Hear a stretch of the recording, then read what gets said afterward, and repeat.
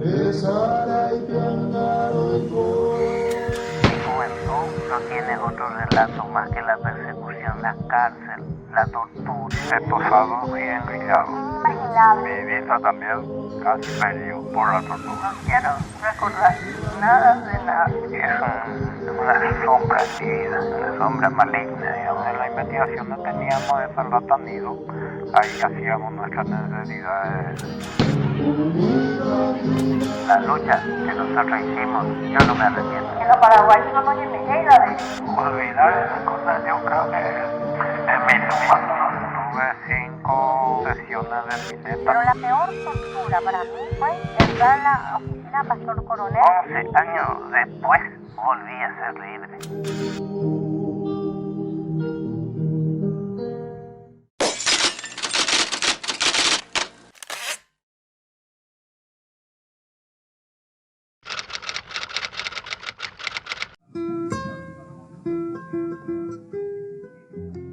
Y entonces el encargado me dice, bueno, me da la bienvenida y me dice, mira, aquí tenemos algunas normas. Y eso es lo que me llamó la atención. Me dice, si quieres cumplir, está bien, si no, no importa, no, nadie te va a decir nada. Pero quiero que sepas, si te traen ponerle una docena de bananas y somos 12, entonces una cada uno. Si te traen una pizza, lo que sea, cortamos en todas partes. O sea, todo es repartido, menos las cosas personales, qué sé yo, colinos, ese tipo de cosas. Aparte de eso, me dice, nosotros semanalmente tenemos una actividad como celda. A la mañana tenemos que limpiar toda la celda y sacar la basura ahí. Y otra celda se encargaba de recoger la basura. Entonces con una carretilla iba alzando la basura de todas las celdas y iban a llevar a un pozo que hacían al fondo.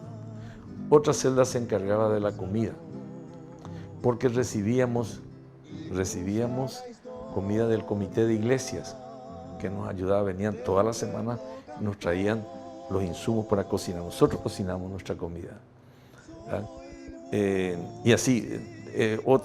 Bueno, y lo interesante es, a mí me llamó la atención como la organización que los mismos presos, ahí todos eran políticos. Ese era un campo de concentración porque habían mujeres, habían ancianos, habían niños, y estábamos nosotros, ¿verdad? A la tarde se jugaba fútbol, yo creé un grupo de teatro con el cual hicimos varios montajes teatrales.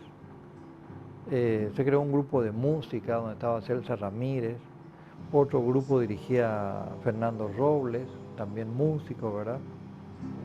Otros colegas o compañeros de distintas extracciones y épocas de detención organizaban cursos de matemáticas, de filosofía. Habilitamos una biblioteca con más de 100 volúmenes. Ya había un dispensario médico con un médico, había sido inaugurado por la doctora Gladys Saneman, que no estaba cuando nosotros entramos. Entonces, esa mejora en la calidad de vida yo creo que ayudó, junto con el hecho de que se fue creando esta serie de espacios, la biblioteca, el consultorio médico, los talleres para discutir o aprender cosas, los grupos de música y finalmente el hecho de que se armó un curso de alfabetización aprobado por el Ministerio de Educación y muchos campesinos salieron ahí con su titulito de que habían hecho el curso de alfabetización, es decir, sabiendo leer y escribir. Resulta que al lado de mi celda estaba la celda de un grupo de intelectuales que cayeron presos por ser intelectuales prácticamente, donde estaba Pecci, el conocido, que no solamente es conocido como periodista, pues ahora creo que no se dedica más al teatro, pero él sobre todo fue un director de teatro. Y ahí tenía un equipo de director de teatro.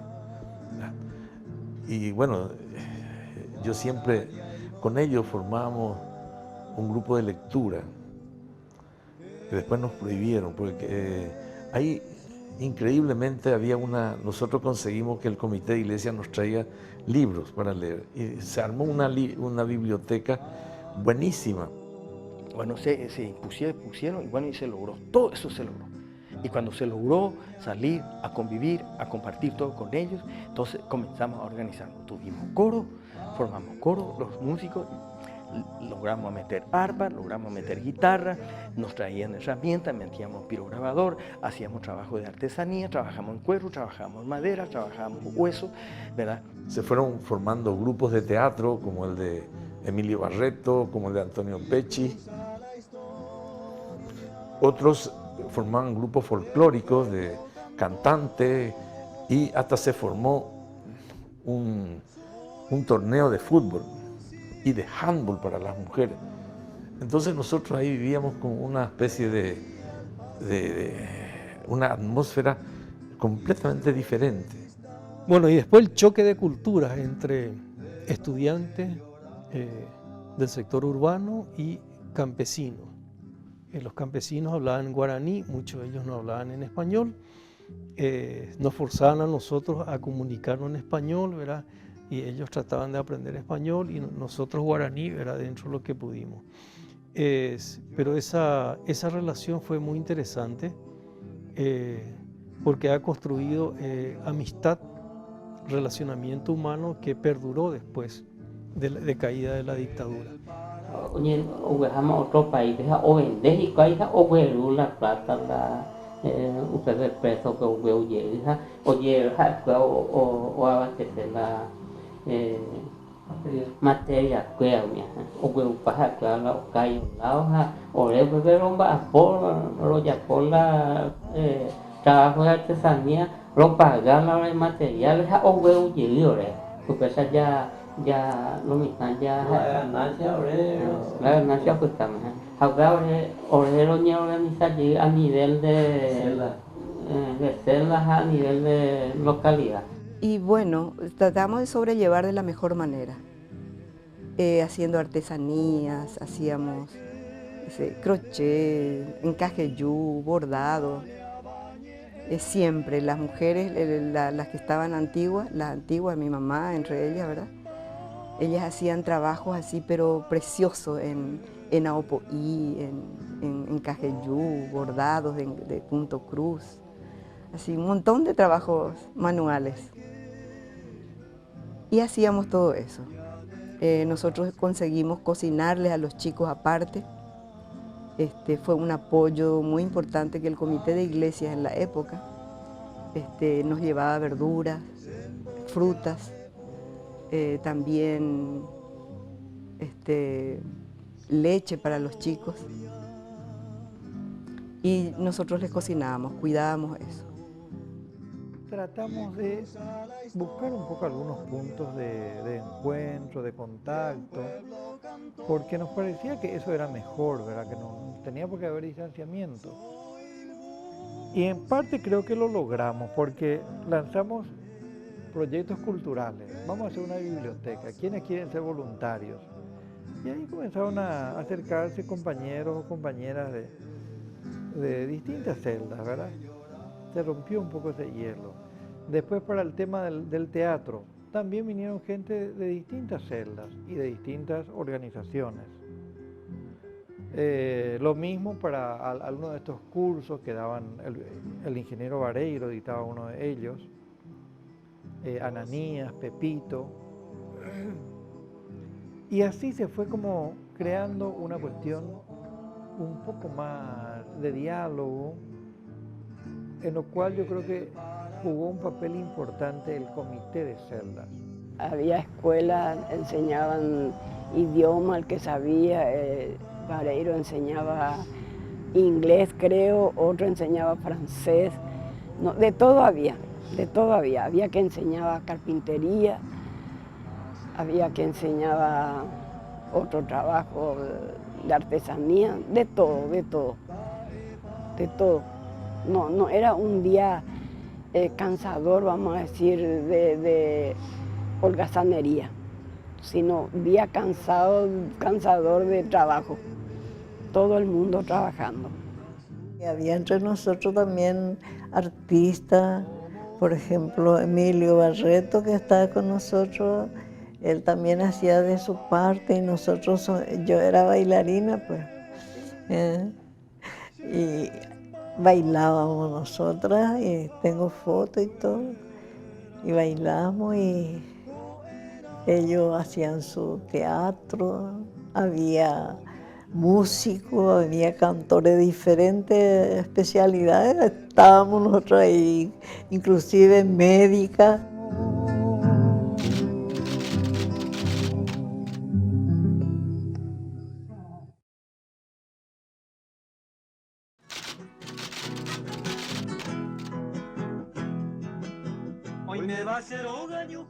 Fue un poco el producto de ese proceso de incluir el arte en el proceso de liberación de los calabozos. Porque Emboscada tiene un patio enorme para que los presos no estén ahí en los calabozos, en ese calor enorme. Y por ahí, por marzo, yo creo, estaba hablando en el principio de diciembre, y por marzo más o menos todas las personas estaban en los patios, ya no. Gracias a la acción política interna y gracias también a una gran contribución de los artistas en eso. Y cuando iban nuestros parientes, iban y veían un festival hecho de una manera impresionante, con mucha calidad para lo que eran las condiciones de vida, con escenario montado, con luces hechas por los propios presos, alguna gente que conocían de electricidad y qué sé yo. Bueno. En Emboscada se organizaba fiesta, festival, canto, teatro, todo se organizaba en Emboscada, todo se organizaba. Nosotros teníamos ahí festival los sábados, porque domingo, día de visita, los sábados, festivales. Barreto era uno de los cantantes, ella también era una de las arpistas. Y Roble, no sé si le conoce, también era guitarrista, y así un hermano de él se iba de visita y también participaba. Había danza, bailábamos. Y llegó a ser patrimonio de toda la población, la actividad de los artistas. Entonces había como, nosotros dijimos, vamos a armar unos festivales para las visitas, para que nuestros familiares, cuando vienen a vernos, porque había un día fijo de visita, eran los jueves. Cuando vengan a vernos, nosotros vamos a armar los festivales. Entonces se comenzó a ver, es como en el Brasil preparan los carnavales, que todo el año están ahí haciendo, qué sé yo, haciendo los vestuarios, el tipo de danza, el tipo de música, y toda una comunidad se involucra en eso. Acá llevaba a ser patrimonio de toda la población, porque veíamos eso como un regalo para los familiares que con mucho sacrificio iban a vernos, porque en ese entonces no había asfaltado para Emboscada. Había una ruta que estaba lleno de piedra y no había casi colectivo, porque entrar a esos lugares era una cosa terrible. Había un solo colectivo por día. Los fines de semana, los domingos, para alegrar a la visita, para compartir con nosotros, que nos llevaba comida diferente que nos comíamos ahí. Claro, los cuales ahí la comida fue totalmente diferente de las comisarías, de los calabozos, porque cocinábamos y las mujeres se encargaban. Nosotros partíamos la leña, nosotros pelábamos la mandioca, nosotros éramos los que, bueno, y la mujer decía la proporción, bueno, esto vamos a poner así, tanto de aceite, vamos a hacer esto para tanta población, 2 tachos grandes que se cocinaba, hasta 2 clases de comida llegamos a comer, ¿verdad? Entonces, bueno, pero siempre bajo el mando de ella y, en fin, y nosotros nos encargamos de las leñas, de lavar las cosas organizadamente, a la tarde había merienda. Después ya comenzaba la práctica del deporte, a la noche guitarreada acá, en fin, los propios policías venían porque yo con el doctor Fernando Roble cantábamos, ¿verdad? Llegamos inclusive a grabar en CD grabamos a escondidas y disimulamos la grabadora, que no sé cómo entró, y grabamos el festival que hacíamos. Ahí hay un CD en donde se escucha el canto de pájaro y el trueno del tiempo que está aproximándose, y la gente no quería retirarse porque va a llover, no, porque estaba por llover y qué sé yo. Lloraba. Estábamos grabando, y en medio de la canción se corría, se iba, o decía, no puedo más. O si no, estábamos grabando bien y venía la policía y la campana nos decía, paren que está viniendo el guardia. Yo calculo que esa canción la grabamos en un mes, o por lo menos en 20 días, de tantos intentos. Y teníamos, o si no se nos acababa la batería, teníamos que mandar a comprar de vuelta, y eso tiene su, qué sé yo. Bueno, en fin, se grabó la primera canción, y de ahí ya teníamos cancha de cómo hacer los demás. Bueno, entonces invitamos a varios de los artistas a grabar, ¿no? Y tenemos programado grabar en tal calabozo un día, en otro calabozo otro día, en otro calabozo. Y yo me iba con mi grabadora y acompañaba con la guitarra y todas esas cosas, ¿no? Esto se habrá hecho, la primera parte se hizo como en 3 meses. Luego hay una segunda parte, que ahí no está bien dividido, sino mezclado todo, donde interviene este periodista Antonio Pecci. Antonio Pecci había caído preso, entonces él hacía un poco como el entrevistador de los artistas, que se nota ahí, ¿no? La primera parte, que son como 20 canciones o 20 músicas, algunos instrumentales de algunos guitarristas populares que estaban en la prisión.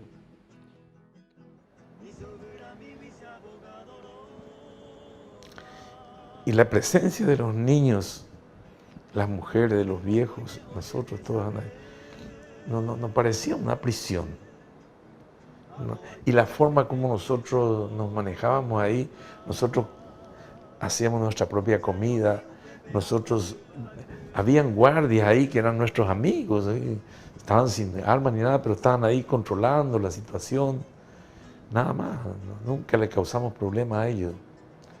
Y yo creo que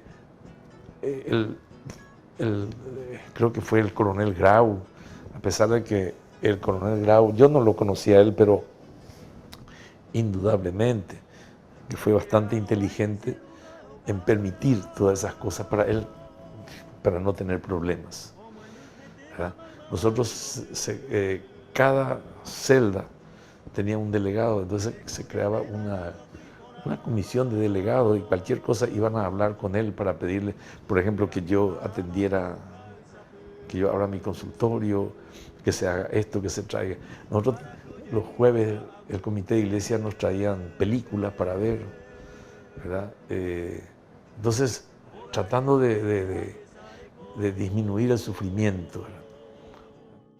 Emboscada realmente generó en nosotros vínculos de comunidad, vínculos de relaciones familiares, vínculos muy fuertes de defensa, de organización, de capacitación.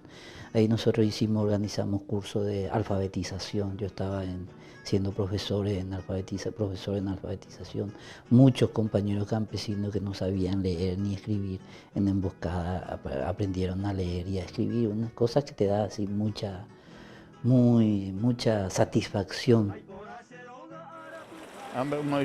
8 años hay que la escuela, la semitana, los 8 años hacer primero. No salvar ni nada más, no ya por cuál, ni se ella no ya por cuál. Entonces se asentamos en la escuela y se vive ahí preso, la mete Emboscada ahí, voy a poner la esta laya, voy a poner doctor Pachagüe ahí no, profesor. Entonces un formato que la niña camina en la escuela, Cacua venga, una partida cuña cara hija, una partida cara ahí la mañana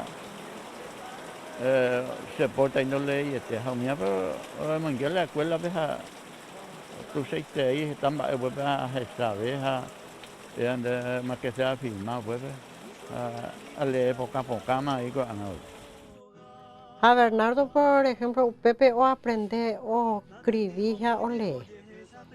A él o cape nahanini, pero Pepe ojo o mi compañero fuera un poco supe o aprende ahí upe. A la mitad fuera catunco no huereco y la privilegio, pero entre los compañeros sí huereco porque entero veo cuida. Si por ejemplo la se me empuja se tenojina, catuete y pete compañera o yerure auxilio, a ojo sentí la policlínico pues. Na miren al menos pero ruta puntanda y por ahí la No ha faltado. asfaltado pe emboscada y Paraguay pe. El agua que nos traían allí al penal se depositaba en un recipiente de mampostería, de cemento que se había hecho, se cargaba ahí agua que venía con un burrito, un tambor de 200 litros, un tambor de eso de aceite, ¿verdad? Y en eso cargaban agua del Piribebuy, de un río, ¿verdad? Recontaminado. El agua se depositaba ahí. El primer silbato era para que las mamás corriéramos a buscar el agua. Yo recuerdo que tenía 2 baldes de 20 litros y tenía una latona de aluminio reforzado, que el solo hecho de levantar eso vacío era muy pesado. Y con ese primer silbato lo que teníamos que hacer era correr las madres para recoger la mayor cantidad de agua que pudiéramos para poder lavar la ropa de nuestros hijos, los pañales, porque cuando eso no habían pañales desechables, hacer la comida, bañarlos, etc. Entonces corríamos y yo llegaba con mi latona, cargaba el agua y con eso volvía a correr y dejar en frente de mi celda y recogía los otros 2 baldes, corría, volvía a cargar. O sea que acá eran baldes de 20 litros cada uno, o sea, no sé cuántos kilos debe ser eso. Intentando siempre mejorar, porque en los primeros días era una cosa terrible porque el agua era de un zanjón que había. Entonces era una agua contaminada. Hervíamos 20 minutos. Recuerdo que Barreto nos decía, hiervan 20 minutos el agua. Ni con 20 minutos que hirviéramos el agua, lo mismo. Les provocaba mucha diarrea. Se enfermaban. En Emboscada no teníamos agua. Nos tenían lo que nos costaba y nos traían en unos tambores sucios, en un carrito, con un burrito. Traían el agua en tambores, como te digo, de un río. Así que te imaginas, era agua barrosa, pero era la única agua que teníamos. Entonces toda esa agua dejábamos para los niños, hacerla hervir, prepararle para ellos. Muchas veces teníamos nosotros que cocinar la comida que nos daban, la mejor parte para ellos, y nos daban un puchero de, no te digo de tercera, de cuarta a lo mejor, o nos daban lo último de las menudencias. Y nos organizábamos en grupos para cocinar, tanto por una parte las mujeres como también los varones, en unos tachos grandes y a leña. Entonces teníamos que cocinar ahí, y como te digo, en equipos. Y cada 2 días le tocaba a diferentes equipos a pelar la poca verdura que nos traían nuestros familiares, porque ahí no nos daban nada, lo que nos traían los familiares y compartíamos entre todos. Hasta, como te digo, una galleta, compartíamos entre todos y cocinábamos entre todos. Entonces fue la gran lucha para conseguir agua. Porque el agua no tenía agua, había un pozo que se llenaba solamente cuando llovía grande, tenía cierto por filtraciones, que no era ninguna garantía, ¿verdad? Se conseguían, y gracias a los autores que estaban ahí nos decían, bueno, hay que ponerle cloro, hay que ponerle los elementos para descontaminar, porque había criaturas con nosotros. Y Corposana en un principio comenzaba a llevar Corposana, un camión grande llevaba agua, pero después ya no, porque había necesidad, porque hay que lavar la ropa, hay que asearse, y el agua que se tomaba no se podía utilizar para eso.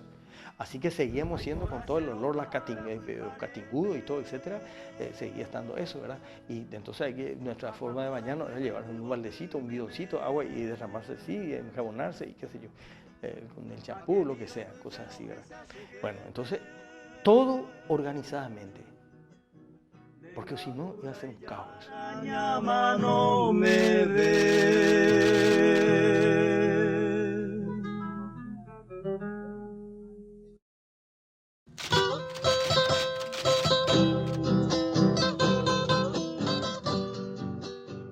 Y nacieron muchas criaturas ahí, en emboscada. En emboscada decimos porque estando en emboscada le llevan al policlínico de policía y ahí nacen las criaturas. Y tuvimos muchas criaturas nacidas en la prisión y ninguna fueron liberadas por nacer su criatura. Todos volvieron a la prisión. Yo creo, inversamente de lo que cree mucha gente, que la prisión no te debilita, te da una fortaleza medio rara, y esos niños crecieron en buenas condiciones, y te voy a tratar de explicar. Estando yo en prisión, estaba en prisión con él, contigo, que eran mis compañeros, mis amigos. Yo me sentía apoyado, cercado de gente que pensaba como yo, que tenía mis mismos sueños, ¿verdad? En libertad nosotros estábamos cercados por adversarios prácticamente, o sea, en libertad habían situaciones más hostiles que dentro de la prisión. Y yo creo que en ese sentido, para las criaturas que estuvieron ahí, había un ambiente bastante positivo. Yo te digo que estuvieron cercados estos niños de personas, tanto mujeres como varones, que los querían y los protegían y les daban mucha seguridad y mucho cariño. No sé si me expliqué. Porque esa es una cosa, la gente suele... yo creo que el paraguayo no solamente a veces llora, medio cuando habla, a veces yo creo que llora, inclusive le gusta lamentarse de situaciones que para mí no fueron muy lamentables, ¿verdad? Yo me sentí más débil en libertad que estando preso. Yo estando preso, hablaba todos los días con fulano, mi amigo, mi compañero, sabía, era gente que iba a morir por mí. Cuando estaba en libertad me iban a entregar los vecinos, el vecino de atrás, de adelante. ¿No? ¿Me entendés? Me sentía mucho más asediado. Yo te decía que en la época que yo me fui, Emboscada era como un paraíso, ¿verdad? Entonces todos los niños eran nuestros sobrinos, a todos nos decían tíos. Bueno, y ellos yo creo que nunca se dieron cuenta de dónde estaban, ¿verdad? Yo creo que ellos jugaban con nosotros era una algarabía con ellos, ¿verdad? Yo creo que esa situación, así entre comillas, fue una equivocación del gobierno, ¿verdad? Porque, digamos así, eso, yo como te estoy hablando como psiquiatra, muy terapéutico fue ese Emboscada. Bueno, yo siempre, con mucha ternura, eso destaco de la gente que estuvo tal vez tolerando lo inimaginable en cuanto a sufrimiento humano y que evoque, cada vez que haya un acto en el cual se evoque los tiempos dictatoriales y eso, que siempre hay un espacio para el sufrimiento, pero también siempre hay un espacio y siempre tiende a ser mayor para la ternura y para recordar los momentos en los cuales ellos compartían dentro de ese sufrimiento colectivo que no me imagino lo atroz que podrá haber sido, ¿verdad?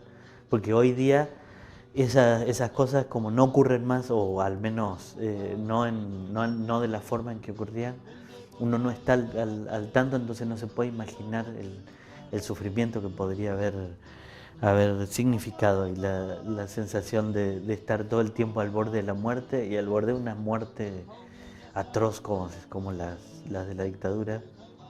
Y siempre ellos tienen un espacio dentro de su vida y eso para recordar los afectos, los momentos simpáticos, los festivales que organizaban, las anécdotas, y parece como que siempre encuentran un espacio para dedicar una de las anécdotas mías en particular, ¿verdad?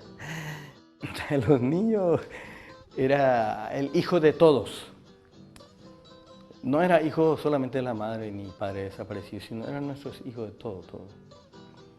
Y nos alegraba la vida. Es un niño, si bien nació ahí en la prisión, ¿verdad? Si bien tendría que haber estado gozando de la libertad, ¿verdad? Pero si sus madres están adentro, bueno, ¿qué hacer? ¿Verdad? No deberían estar ahí, pero estuvieron. A los niños primero nosotros le teníamos en cuenta para cualquier cosa. Y siempre cada visita familiar era que recibíamos comidas, golosinas. Yo recuerdo que a la hora de los chocolates, los niños eran los primeritos que estaban toditos así. ¿Quién quiere chocolate? Toditos los niños se tropezaban porque había muchos niños. Siempre los niños dan alegría y no es de balde que se dice eso, porque en medio de toda esa experiencia dolorosa de los traumas tan grandes, de las pérdidas tan grandes, porque muchas compañeras habían perdido a sus esposos.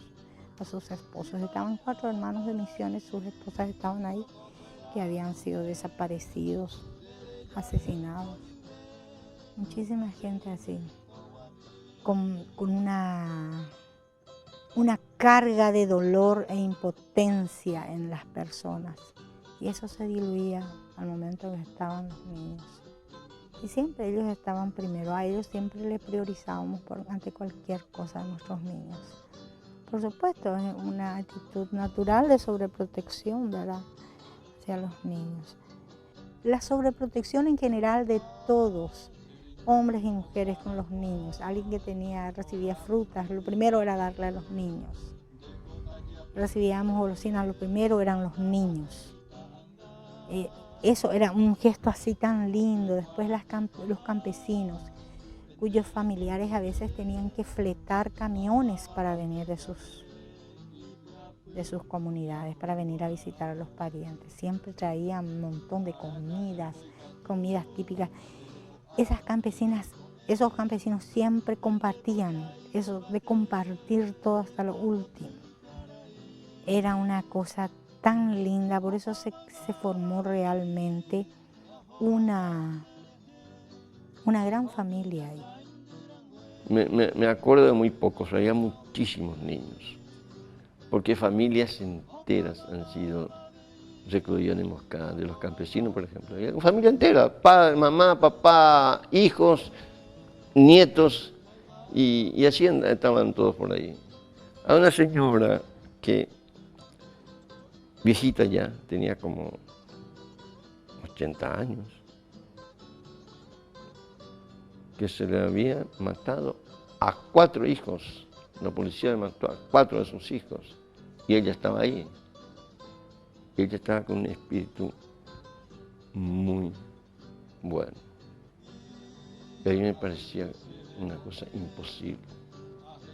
Me parecía una cosa imposible. Y de los niños yo tengo solamente recuerdo de quienes eran más amigos míos, los hijos. Delis, Carlos Mancuello, estaba Marcelo, sí, Marcelito, que está por ahí. Marcelito es otro de los que están a quien yo dedico esto, a quienes yo en realidad dedico esto a los niños. Y nos adaptamos, porque acá en la comisaría lo tuvimos el primer niño, que es Carlos Mancuello, el hijo de Carlos Mancuello, que él está desaparecido. Y Carlos Mancuello, el hijo, ahora es todo un señor ya. Y así lo que yo me veo un poco vieja, porque esos chicos que yo le arrumaba, ahora le veo que es todo un hombre. Y digo, yo ya pasé demasiado mucho, ¿qué es lo que hace Dios que no me lleva? Digo. Y los niños que venían, era Marcelito Mancuello. Venía desde la celda de las mujeres, venía caminando, Y Marcelito era un chico increíble. Tenía sueño y venía y se dormía ahí al lado tuyo. Se dormía, se metía nomás ahí debajo de la mesa. De repente ya está durmiendo ahí. Dormía ahí. Y nosotros le decíamos a la madre, déjense de preocuparse, están bien con nosotros. Pero bueno, mamá al fin, ¿verdad? Y Marcelito era como un heraldo, rubio, hermosa criatura, rubia así. Y pelo largo y el viento soplaba y su cabellera. Era una belleza de criatura.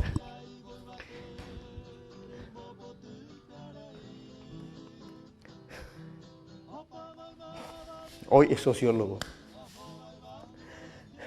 Y de repente venía un aguacero. Y se juntaba agua en una parte y ellos chapoteando ahí.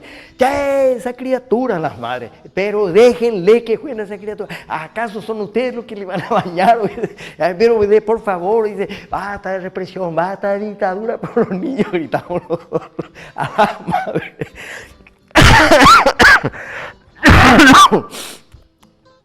Marcelito, Matilde, ay, ellos vivían en ese barro, les salpicaban. Le decíamos, no, por favor, no primen, mira, y le vamos a bañar nosotros, qué sé yo, y con nuestra agua le vamos a bañar, porque cada uno tenía su ración de agua, ¿verdad? Los que también me avergüenza, pero que es muy simpática, que es que en la prisión aparentemente tenían muchísimos problemas con el tema del agua. Y en el invierno era una pieza, según lo que pude ver después de la celda, ahora comprendo la magnitud de mi travesura, era una pieza abierta que solo tenía rejas, ¿verdad? Entonces supongo que los fríos habrán sido atroces, ¿verdad? Y el agua para bañarse era igualmente helada, ¿verdad? Y la tenían en una palangana, entonces la dejaban al sol para que se caliente y poder usarla. Y yo tenía la bendita costumbre de venir, recorrer esas cosas y patear la palangana y volcar el agua, y me ganaba los retos de todos los presos, ¿verdad? Pero que hoy está en la memoria como una de las cosas inolvidables que ellos lo... Y Derlis Villagra también estuvo de recién nacido con nosotras en la policía luego. Y Carlos Mancuello era simpático cuando comenzaba a caminar y a hablar. Y se iba en la reja y movía la reja y dice, Don Misayo, yo quiero salir, decía él. Y venía, mandaba a sus oficiales y le decía a su mamá, dice el comisario para que le saque a Carlito un rato con nosotros. Y no, le decía a ella, no le van a sacar de mi brazo acá. No permitía que le salga a su hija afuera. Y siempre me suenan, algunas que causan la carcajada generalizada a mis costillas, ¿verdad? Pero que con tanto afecto la cuentan es, por ejemplo, que confundí un perro. Era el único animal que yo había visto durante la prisión, eran los perros. Entonces, por alguna razón, no sé si un guardiacárcel me permitió salir al patio o en alguna forma mi mamá confió, porque no era fácil confiar en un guardiacárcel para que me acompañe al patio, con todo lo que ocurría en esa época de que se secuestraban niños y eso. Y veo un caballo, ¿verdad? Entonces vengo así emocionado junto a mi mamá a contarle que había visto un perro enorme. Tenemos la costumbre de darle un caramelito, si se tiene caramelito, o uno está comiendo una tortilla, le da, otro le dio, qué sé yo, un dulce de mamón o qué sé yo. Y la criatura, bueno, ese ya comí dulce de mamón, no te va a decir, agárralo, no. Y entonces a Marcelito le agarró una diarrea, le eran 7. Y tenía diarrea y la madre, bueno, y la cara era la mamá. Entonces ella le ponía por un cartelito que decía, no me conviden porque estoy con diarrea en la espalda, y dice, y a Marcelito, entonces, no me conviden por favor porque estoy con diarrea. Era de fotografiar eso. Todo el tiempo que yo caminaba eso, que yo me movía entre los presos, me daban cosas de comer. Entonces una vez aparentemente tenía diarrea y mi mamá me colgó un cartel que decía, tengo diarrea, por favor no me invite nada para comer. Entonces, cada vez que yo hablo con ellos tienen una nueva que contarme de ese tipo de anécdotas. Marcelito era un encanto de criatura. Estábamos de reunión así, cuando el día de visita, ¿verdad? Y la gente hablando con los parientes. Y por lo visto él se cansó de dormir, ¿verdad? Pues después se metió debajo de la mesa a dormir, ahí está durmiendo. Che, ¿y Marcelito? ¿Y dónde está Marcelito? Marcelito, ¿por dónde está Marcelito? No, ahí está durmiendo. Ah, miren, durmiendo como si fuera un perrito que duerme debajo de la silla uno. Marcelito, no me he olvidado. Yo tengo una hija ahora, una hija que tiene 1 año y 3 meses. Y según mi mamá, me está haciendo pagar los pecados que le hice pagar yo a ella, ¿verdad? Pero sí, es así, de golpe se acuesta así. Entonces, a lo mejor puedo vivir con ella un poco de lo que vivió mi mamá conmigo. Pero sí, realmente es muy emocionante, muy emotivo.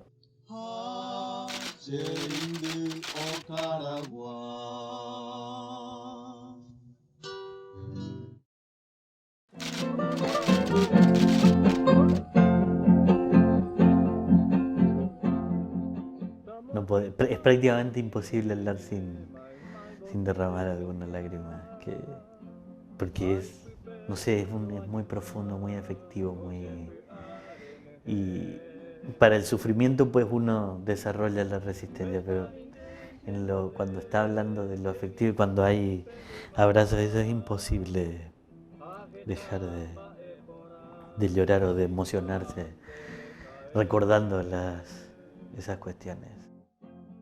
Y Marcelito venía de corriendo, ¡ay, papá! Te abrazaba.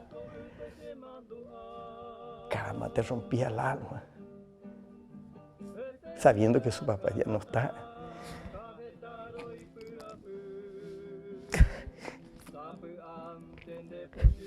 Esas son cosas que vamos a llevar hasta la tumba. No podemos olvidar eso. Es fatal. Tremendo. Con Emilio sí, claro. Supongo que habrá... Yo no sé cómo explicarte, porque supongo que todo eso de llamarse mamá, papá, muchísima gente me decía que yo le decía mamá o papá y que le quebraba, no sé cómo decirte, porque por otro lado lo de mamá era un poco más tolerable, pero lo de papá era más complejo de administrar, porque papá era papá. Era el papá que era su compañero y que estaba muerto, ¿verdad? Entonces debe tener doble carga emotiva. Deberá haber tenido doble carga emotiva y yo de solo pensar así me produce un escalofrío, o sea, no sé, un pirí generalizado, la piel de gallina en forma generalizada, y más cuando estás frente a ella. Ahora te lo puedo contar y aún así me cuesta, porque de golpe no sé, se me quiebra todo, pero cuando ellos mismos en persona te lo cuentan, es imposible no romper, no quebrarte por completo. Y era nuestro hijo, los niños eran nuestros hijos. Todo el mundo le mimaba, todo el mundo le alzaba. era nuestro hijo de todos. Me parece que nosotros aceptábamos que las madres querían tenerlo allí. Porque si hubiera sido como una imposición de las autoridades, bueno, podría haberse pensado que, no sé, había algún interés oculto detrás, ¿verdad? Pero lo que pasa es que esa fue una conquista de las mujeres, que comenzaron a llevar de a poco a los hijos, burlando la normativa que había en el penal y haciendo que fuera una situación de hecho. Yo no sé si en algún momento dado el comandante de la prisión dijo, no tienen que estar acá. Pero a mí me dio la impresión de que mientras no creara problemas y ayudaba a que la gente estuviera más o menos tranquila, entonces permitió eso. Y así es que hubo 20, 30 niños. Es más, yo llevé a mis niños, sobre todo a mi hija, a María Paz, a que pasara una semana conmigo en el penal. Y varios hicieron eso. Pues como uno quería estar más tiempo con los hijos, entonces se buscaba esa posibilidad, no siempre era posible, ¿verdad? Porque, por ejemplo, en mi caso, en mi celda estábamos 8 hombres, no iba a ir a dormir ahí. Pero hablé con algunas compañeras que tenían hijas o hijos y fue y durmió ahí. ¿Por qué? Porque era posible, ¿verdad? Entonces, creo que ese fue un hecho que lo tomamos como algo que le hacía bien a las mujeres que eran madres. Y había cosas interesantes, porque viste que vos sabés lo que son las privadas, ¿verdad? Son habitaciones donde las parejas pueden tener sus, ¿cómo te decir?, relaciones ahí, ¿verdad? Pero eso está muy a la vista, ¿verdad? Y había toda una organización para ir a las privadas, ¿verdad? Porque creo que eran tres piezas. Entonces, había un grupo de compañeros que se encargaban de ir por turno a hacer las cosas, jueves y sábado y domingo. Entonces vos tenías que irte con tu colchón, ¿verdad? Con tu colchón y tu pareja, ¿eh? Entonces atravesabas todo el cosa y entonces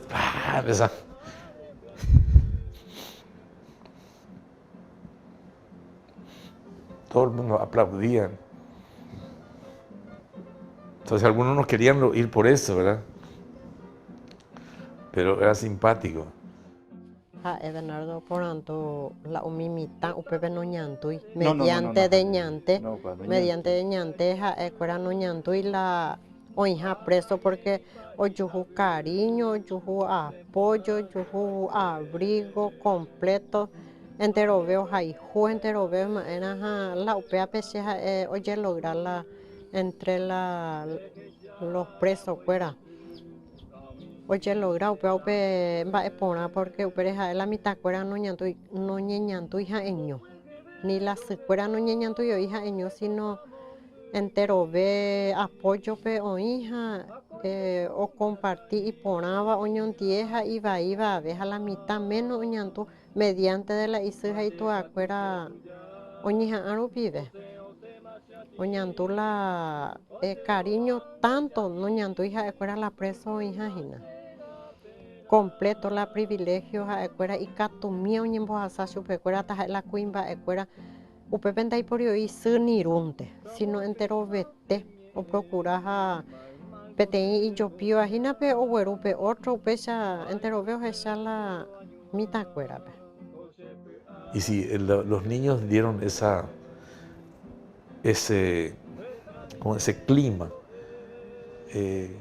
clima que a nosotros nos ayudó mucho. Porque yo creo que ellos, no sé, tendrás que hablar con ellos, ellos no se percataron de dónde estaban ni por qué estaban ahí, ¿verdad? Pero para nosotros éramos de jugar con ellos y los padres felices, ¿verdad? Y las viejas también, ¿verdad?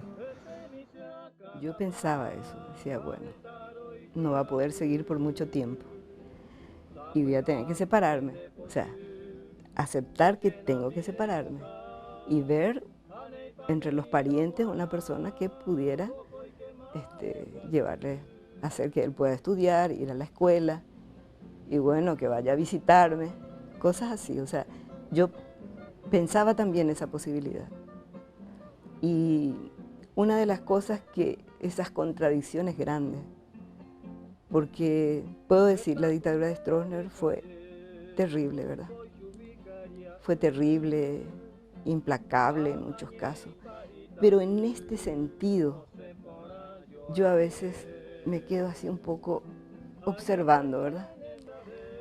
Observándome así internamente.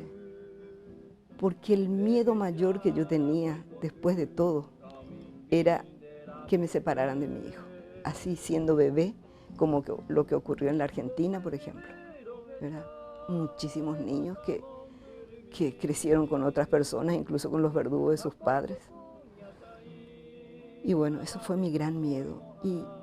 Y bueno, no ocurrió eso, ¿verdad? Entonces como que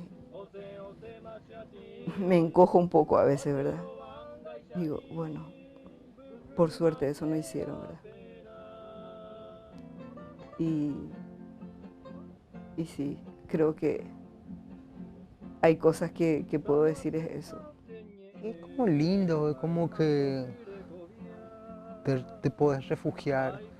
Hay como te decía, hay un idioma no escrito, unas palabras no dichas, pero con la mirada vos sos el hijo de Blanca, claro, a mí no me van a reconocer, el hijo de Blanca o el hijo de Aníbal, y yo estuve con tu papá, y yo compartí con tu papá, y te miran de una forma linda, con dulzura, con ternura, eso se siente. Mira, nunca nadie dijo o no escuché esas palabras así, que los niños, en este caso yo también, ¿verdad?, hayamos dado esa alegría que haya servido. Y me emociona, porque yo siento un cariño enorme también por todos mis tíos y tías. No me acuerdo de ellos, pero cuando mamá me dice, mira, con aquel señor te subías sobre su barriga y saltabas. Fulano te cuidó en tal parte, esta persona te hizo tu mueble. Yo hasta ahora tengo una cuna que se convirtió en armario que me regalaron con mis tíos, ¿verdad?, de Emboscada. Y sí, yo lo siento como una familia y les quiero muchísimo a todos y trato de... no sé, trato de darles el lugar que se merecen, porque yo creo que así como valoramos hoy, por ejemplo, ese ejército que le acompañó a López en esa guerra tan terrible que fue la Guerra Grande, ¿verdad? Así también creo que más adelante los paraguayos vamos a ver a estas personas del campo de concentración de Emboscada como esa fuerza que necesita un pueblo para seguir adelante. Es muy fuerte.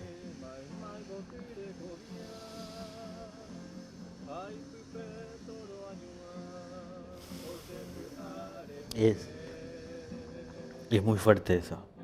Y las veces que hablo con mi mamá también, dice que hasta físico era.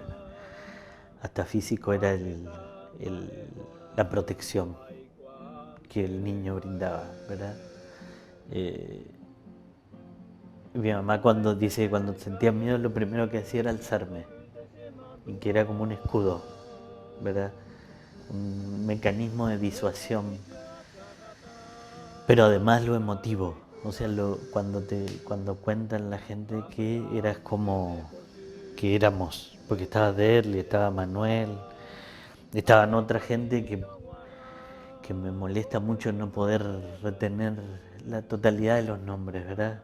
Pero sí niños que sí tienen recuerdos. Nosotros, por ejemplo, que éramos más chicos, no tenemos los recuerdos como Derli y Manuel, así vivos de Mosca, pero otros niños que sí. y se acuerdan de cosas que compartieron con nosotros y el hecho de que estemos ahí era como una recarga de espíritu constante, y cuando te cuentan eso es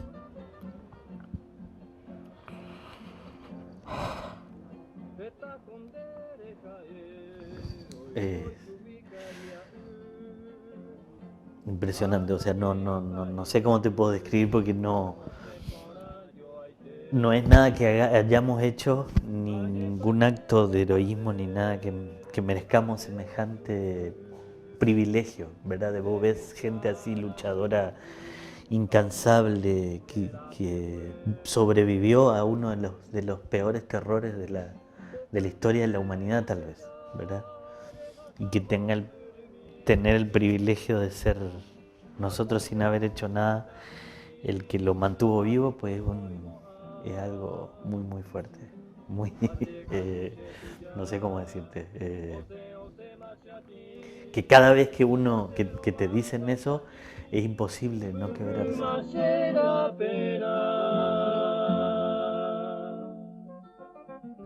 Se oí guarania umama no de pura heirea y algo se oí la del repertorio de oingo hinande ko malicia ko se erere hinande mensure saure lleva la yautor fuera bueno no ahora seguro ingo Agustín Barbosa envía poco hango ye Noriko ahí ni ego tipe patera para pura heide. Veina abe tadilla nyata ini imagina la. Va de Fernando. Ay, no hay de ellos. Ya no hay nada. Ya ves.